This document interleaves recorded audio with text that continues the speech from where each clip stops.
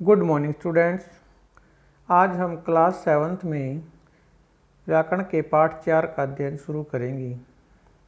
हमारे आज के पाठ का नाम है वर्ण संयोजन एवं वर्ण विन्यास, जिसे हम इंग्लिश में joining and arrangement of letters कहते हैं। ठीक है, तो आइए शुरू करते हैं। सबसे पहले हमें वर्ण संयोजन के बारे में बताया गया है। कहता है कि जैसा कि पहले भी बताया जा चुका है कि वर्ण किसी भी भाषा के मूल आधार होते हैं। पिछले पाठों में आपने अध्ययन किया था कि वर्ण हमारे क्या होते हैं, प्रत्येक भाषा के मूल आधार होते हैं, अर्थात मुख्य आधार होते हैं। इनके अभाव में किसी भाषा की कल्पना करना असंभव है, क्योंकि वर्णों के बिना न तो कोई भाषा पढ़ी जा सकती है और न ही कोई भाषा लिखी जा सकती है। आगे कहता है, क्योंकि ये भाषा की सबसे छोटी और प्रारंभिक इकाई है। तो इसके बारे में आप जानते हैं कि वर्ण भाषा की सबसे छोटी इकाई होती है और सबसे प्रारंभिक अर्थात सबसे पहली इकाई होती है। ये प्रत्येक भाषा के शब्दों में विद्यमान रहते हैं। ठीक है, क्योंकि वर्णों के बिना कोई भाषा का अस्तित्व नहीं होता, तो प्रत्येक भाषा के वर्ण होते हैं। आगे कहता है, दो या दो से अधिक वर्णों या अक्षरों के मेल से शब्द बनते हैं, शब्द या पद बनते हैं। ठीक है, जब हम दो या दो से अधिक वर्णों को मिलाते हैं तो हमारे शब्द बनते हैं। ठीक है, जैसे ब, आ, ल, क और एह। इन वर्णों को अगर हम मिलाते हैं तो हमारा शब्द बनता है बालक है।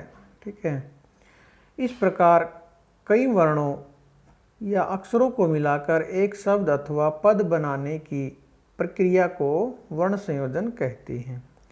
जब इस प्रकार कई वर्णों को मिलाकर एक शब्द अर्थात एक पद बनाया जाता है तो इस प्रक्रिया को हम वर्ण संयोजन कहते हैं। ठीक है, दूसरी परिभाषा दी गई है, कई वर्णों या अक्षरों को जोड़कर शब्द बनाने की प्रक्रिया को वर्ण संयोजन कहते हैं। तो यदि आपसे पूछा जाए कि वर्ण संयोजन किसे कहते हैं, तो आप कह सकते हैं कि कई वर्णों या अक्षरों को मिलाकर एक शब्द अथवा पद बनाने की प्रक्रिया को वर्ण संयोजन कहते हैं। या फिर कई वर्णों या अक्षरों को जोड़कर, मिलाकर या जोड़कर एक ही बात होती है, तो मिलाकर या जोड़कर शब्द बनाने की प्रक्रिया को हम वर्ण संयोजन कहते हैं। ठीक है, आगे हमें वर्ण संयोजन के कुछ उदाहरण दिए गए हैं। तो जैसे सबसे पहला उदाहरण हमारा वानर है। तो वानर का जो वर्ण संयोजन है आपका वो है व, आ, न, अ, र और अ। तो यदि हम इन वर्णों को मिलाते हैं तो हमारा शब्द बन जाएगा वानर है। तो वानर है क्या, एक वर्ण संयोजन है। और ये आपका क्या है, इस तरह वर्ण वियोजन है। जो जब हम वर्णों को अलग अलग करते हैं तो वो वर्ण वियोजन कहलाएगा, और जब वर्णों को हम एक साथ जोड़कर लिखते हैं शब्द के रूप में तो वो क्या कहलाएगा, वर्ण संयोजन। ठीक है, इस प्रकार हमें यहाँ पर अनेक वर्ण संयोजन के उदाहरण दिए गए हैं। आपको इन सभी उदाहरणों को पढ़ लेना है। तो इनमें से हम जो थोड़े डिफ़िकल्ट उदाहरण हैं उनको ही अध्ययन करेंगे, बाकी के सारे साधारण से हैं, इनको आपने एक बार पढ़ लें। जैसे मयूर है, ये भी साधारण है, इसका आप आसानी से पिक है, काक है। ठीक है, और आगे कुक्कुर है। तो आपने यहाँ पर ध्यान रखना है,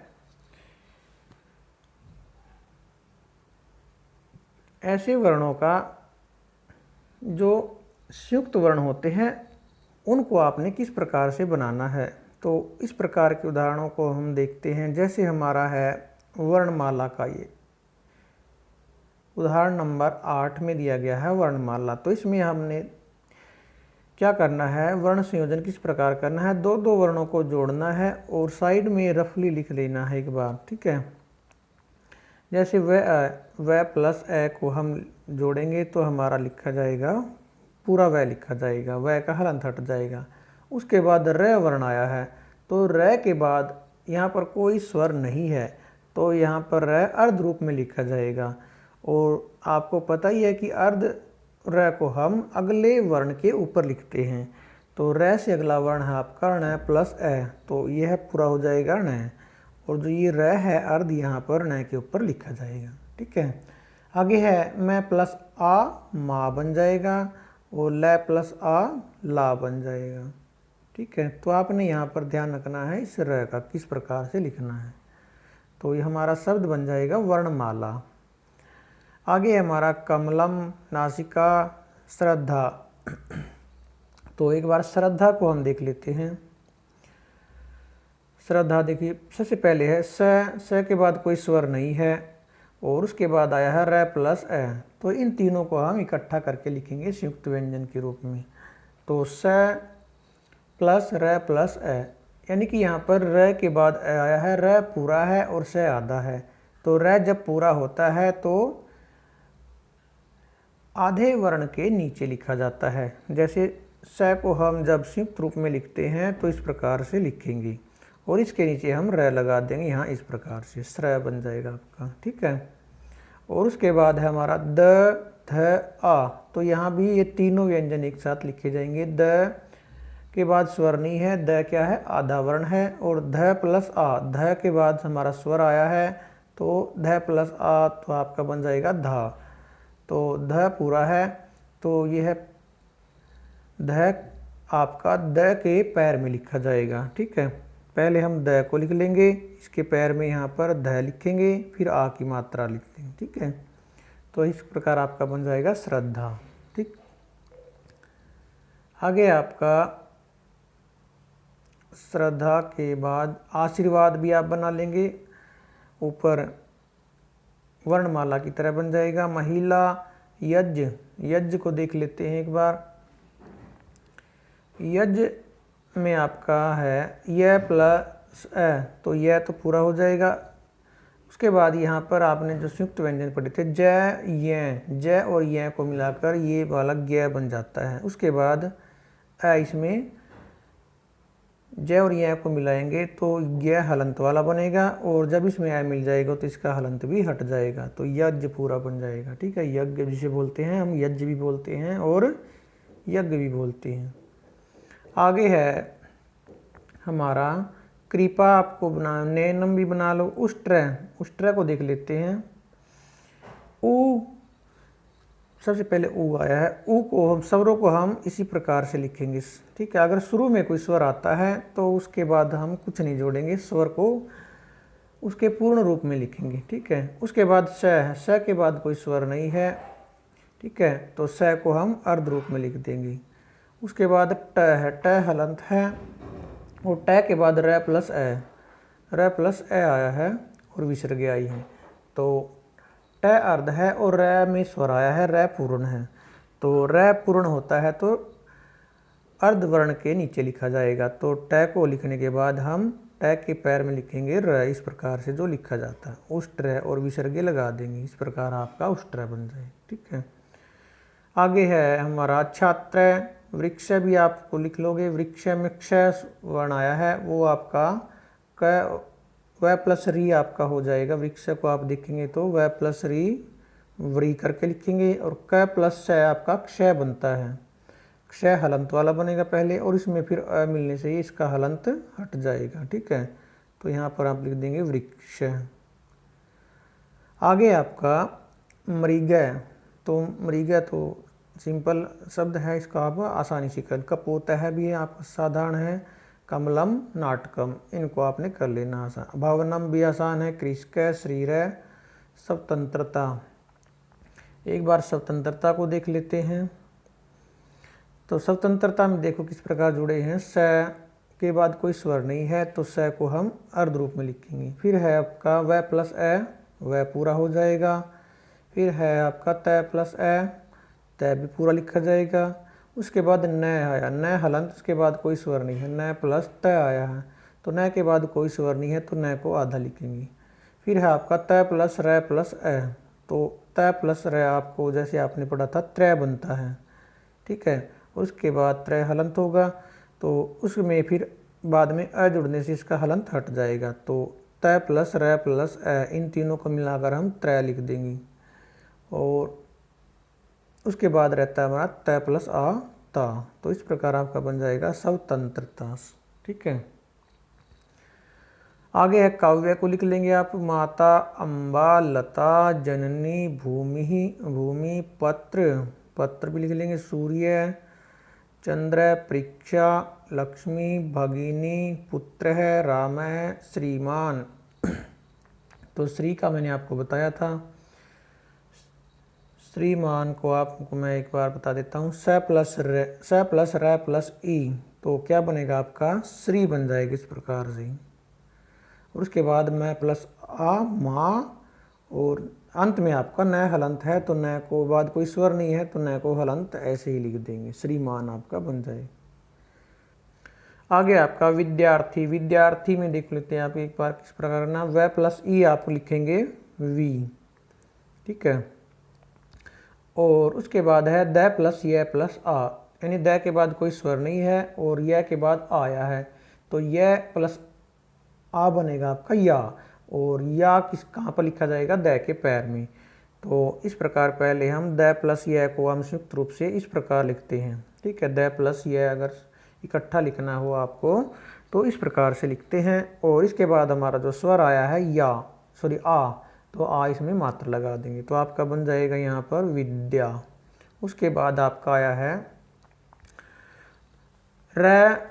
र के बाद कोई स्वर नहीं है तो र अर्ध रहेगा, और अर्ध आपका जो स्वर होता है अगले वर्ण के ऊपर लिखा जाएगा। अगला वर्ण आपका थ प्लस ई थी, और र आपका यहाँ पर लिखा जाए, विद्यार्थी इस प्रकार बन जाएगा, ठीक है।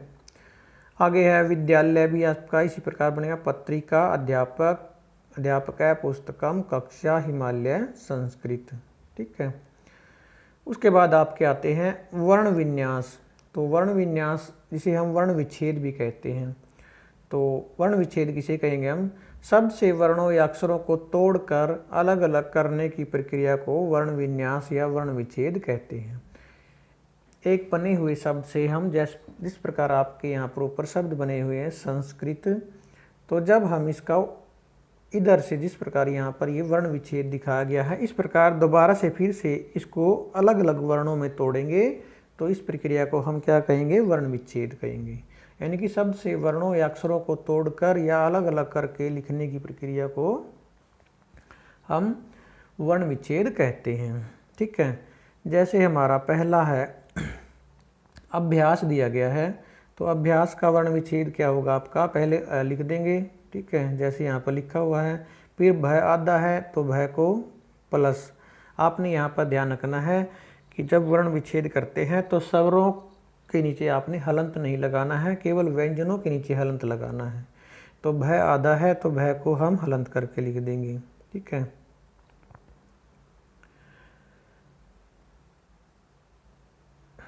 जैसे आपका यहाँ पर लिख देते हम प्लस भय हलंत करके। उसके बाद है या आपका आया है तो यह प्लस आपका हो जाएगा या, और उसके बाद आया आपका है स, ठीक है। तो स हलंत प्लस ए आ जाएगा आपका अभ्यास है, और विसर्ग लगा देंगे, ठीक है। आगे है आपका फिर लक्ष्यम, तो लक्ष्यम का भी इसी प्रकार हो जाएगा, नृपः राजन पठती प्रतिदिनम। एक बार प्रतिदिनम का देख लेते हैं। प्रतिदिनम, तो सबसे पहले हम प्र का करेंगे, तो प्र का आपको पता है प के पैर में र लिखा हुआ है, तो जो र में जो सॉरी पैर में जो भी वर्ण होता है वो पूर्ण होता है, उसमें स्वर होता है, और जिसके पैर में वो होता है वो अर्ध होता है। तो हम प को हलंत लिखेंगे पहले, और उसके बाद र हलंत, फिर आपका अ वर्ण आएगा, ये आपका बनता है प्र, और उसके बाद ती दीनम, ती का आप आसानी से कर लोगे, तय प्लस ई, तय हलंत प्लस हरीसव ई है। और उसके बाद आपका आता है दी, द प्लस द हलंत कर देंगे हरीसव ई। और उसके बाद आता है आपका, यहाँ पर मैं लिख देता हूँ नीचे, न है तो न हलंत प्लस हो जाएगा, और मैं पहले ही हलंत है तो इसको हलंत के रूप में लिख देंगे। ये आपका हो जाएगा प्रतिदिनम का वर्ण विच्छेद। तो इस प्रकार आप आसानी से सभी वर्णों के विच्छेद कर सकते हैं। दिवसह का, रात्रि, रात्रि में त्रय आपका जो संयुक्त व्यंजन है त्रय, इसका वर्ण विच्छेद आपने कैसे करना है, त्रि है आपका यहाँ पर रात्रि में, तो तय हलंत प्लस र प्लस हरीसवी, ठीक है, ये आपका त्रि का बन रा का आपका आसानी से। आगे है निशा, परिश्रम में श्रय है जो, तो उस परिश्रम में श्रय का आपने किस प्रकार रखना है, स ये वाला लगाना है प्लस र हलंत प्लस ए, ये आपका श्रय का बनेगा, ठीक है। बाकी आपके आसान है, प का री का आप आसानी से कर लो। ओष्ठ, नकुल, पलांडु, वर्तक, इंद्रजालिक, ठीक है। गच्छामी, वर्तक का आप देख लो एक बार, वर्तक, तो सबसे पहले इसमें होगा व का व प्लस अ, उसके बाद हमारा उच्चारण होता है र का, तो ऊपर र लिखा हुआ है वो क्या कैसा होता है, अर्ध होता है, उसको आपने सिर्फ हलंत करके लिखना, उसके बाद कोई स्वर नहीं आएगा। और उसके बाद तय का आप लिख लोगे तय प्लस है, और उसके बाद हो जाएगा क प्लस है, और साथ में क को हलंत कर देंगे, और साथ में विसर्ग है तो यहाँ पर विसर्ग लगा देंगे, ठीक है। तो इस प्रकार वर्तक का हो जाएगा। इंद्रजालिक, गच्छामी, भवंती, तो भवंती का भी एक बार देख लो, तो आप कई बच्चे इसमें गलती कर देते, भवंती का आप जैसे भय का करेंगे आप भय प्लस है, ठीक है। उसके बाद आपका होगा व का व प्लस है। उसके बाद ये जो मात्रा आपको न से आगे दिखाई दे रही है, ये मात्रा किस पे है, तय पे है। जैसे आप बोलते हैं भवन भवनती, भवंती, तो तय पे मात्रा है, तो इसको लिखने में हम आधे वर्ण से आगे से लिखते हैं, तो इसका हम वर्ण विच्छेद आधे वर्ण से पहले नहीं करेंगे, तय के बाद ही होगा, क्योंकि ये तय के साथ है। तो यहाँ पर पहले हमारा उच्चारण होता है न का, तो पहले हम न हलंत लिखेंगे क्योंकि आधा न है, और उसके बाद आपने लिखना है तय प्लस ई, ठीक है। इस प्रकार आपने भवंती का करना है। यहाँ पर आपने ई नहीं लिखना है न से पहले, ठीक है, वो गलत हो जाएगा आपका। आगे है आपका फिर पठिष्यति कर लोगे आप, गमिष्यामि, वंदे, बालक है, पुरुष है, क्षत्रिय है। क्षत्रिय का आपने क्या करना, पहले क्षय का करना है। क्षय में कौन कौन से वर्ण होते हैं, क और श प्लस अ, ये आपका क्षय का हो जाएगा। फिर त्रि का आपको पता ही है, तय प्लस र प्लस ई, त्रि का हो जाएगा। उसके बाद य का हो जाएगा, य प्लस यह क्षत्रिय, ठीक है। आगे आपका गुरु, शिष्य, पिता, नारी, नम्रता, स्वागतम, ऋषि, वर्षा, प्रतीक्षा, उद्यानम, उद्यानम में जो द्य का बनेगा आपको द हलंत प्लस य हलंत प्लस आ, ठीक है, ये द्या का आपने इस प्रकार करना है, ठीक है। उसके पास बाद है आपका विद्वान, तो विद्वान में जो ये द्वा है आपका, इसका आपने किस प्रकार करना है, द प्लस व प्लस आ, द्वा, इस प्रकार आपने द्वा का, बाकी तो आसान है। उज्ज्वलम में दो बार आधा जय आया है, तो दोनों जय हलंत रहेंगे जैसे यहाँ पर लिखा हुआ है, ठीक है। आगे द्वारिका, शस्क है, गजय, अश्व, सुक, मृग, छात्रा, अन्नम, अन्नम में दो एक बार अर्ध न आया है, तो अर्ध न को हलंत करके उसके बाद पूर्ण न है तो न हलंत प्लस ए, इस प्रकार आपका अन्नम का होगा, ठीक है। आगे है देवालय, पाणिनि, प्रयत्नम, प्रयत्नम भी आसान है, आप कर लोगे। शिक्षक कार्यम विद्यालय आश्चर्यम। ठीक है, तो यहाँ पर आपका जो ये पाठ 4 है, पाठ 4 हमारा समाप्त हो जाता है। पाठ 4 के जो अभ्यास के प्रश्न हैं उनको हम कल नेक्स्ट वीडियो में फिल करेंगे। आज के लिए सिर्फ इतना ही। धन्यवाद।